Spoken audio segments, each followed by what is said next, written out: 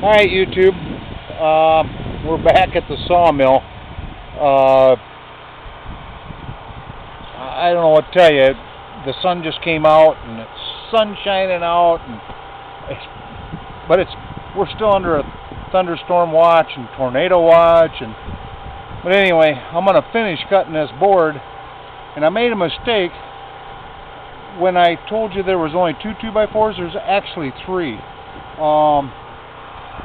Let me show you here. This is a 2x4. Come here, dear. Follow me over here. That's the width. Alright, that's the top part of the 2x4, just like I got laying here. And when I run this through my table saw, I'm going to cut three of them. There's going to be one there, and one down here. So I'm getting three 2x4s out of this one piece. So that gives you an idea on, there's $8 that I'm saving, 3, 6, 9, more than that, and let's say $2 a piece, $6, $7, something like that. And this is cherry. This is high dollar stuff. It isn't pine. If it was pine, it cuts real easy, and we don't have that much pine around here, so we have to take what we got. I use a lot of cottonwood, I use oak, I use cherry, box elder. I make wood out of anything and everything that we got available around here. So I got my generator running. You can hear that in the background. That doesn't run the saw good at all. So there's too much. I got like a 100-foot cord. It's halfway back on the other side of the trailer where that comes out at. And I got two 50-foot cords hooked up to it. So that's a pretty good draw on it. The generator will make this run a little faster, so I'm going to finish cutting this.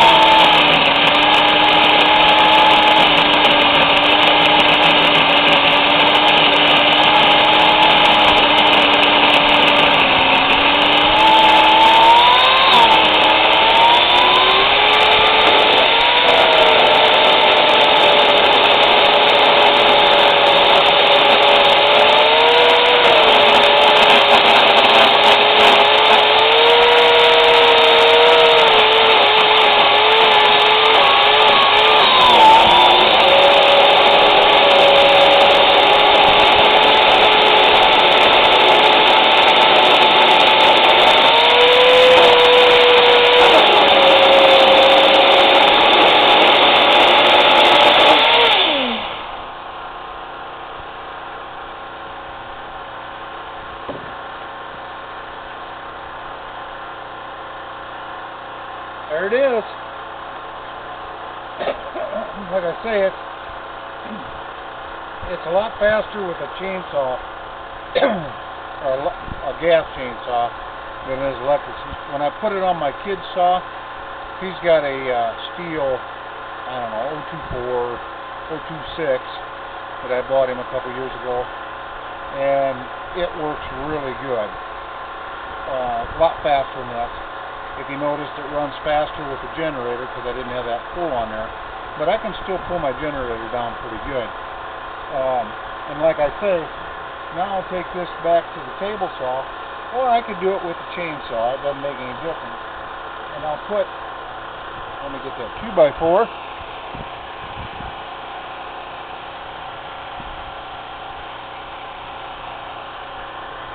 I'll take and cut this, the thickness of the 2x4, which is what, 1.5 inches or something like that. Anyway, I'll get 3 of them out of this. 1, 2, 3. This is screwed up down here. This is kind of thing, so that'll be scrap. It'll be firewood. But anyway, that's what we get out of it with the chainsaw mill. And if I ever get the other one built, that works a little better. It's easier to use. I don't have to stand and push. Now, it looks like I'm doing a lot of work with that, but I'm not. It's just, I'm bracing myself. I could push a lot harder than what I do.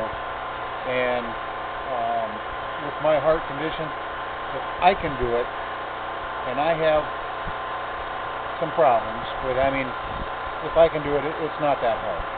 And that's a pretty good chunk of wood for just 10 minutes maybe. We got the one video done, and then we got rained out, and now the sun came out and it's starting to cloud over again.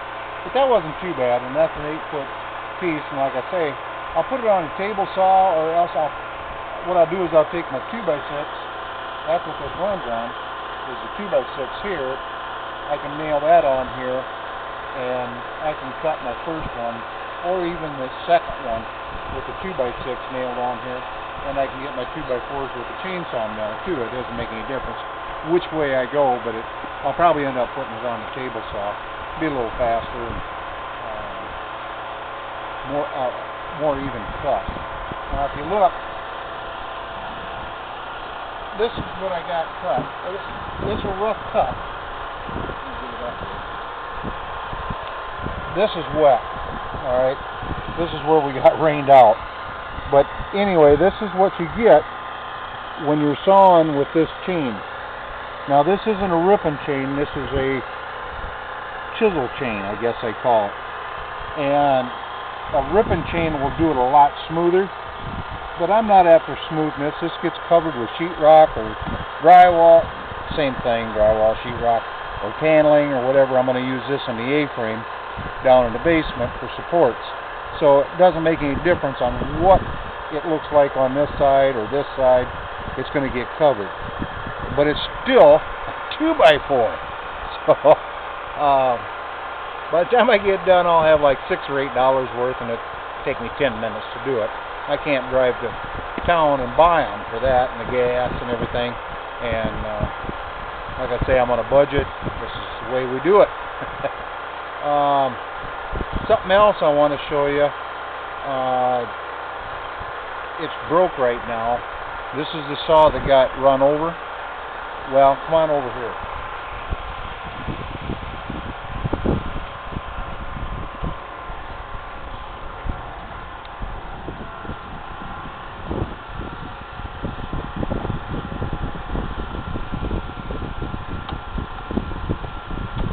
This here is our cutoff saw. We use this a lot for our cook stove wood.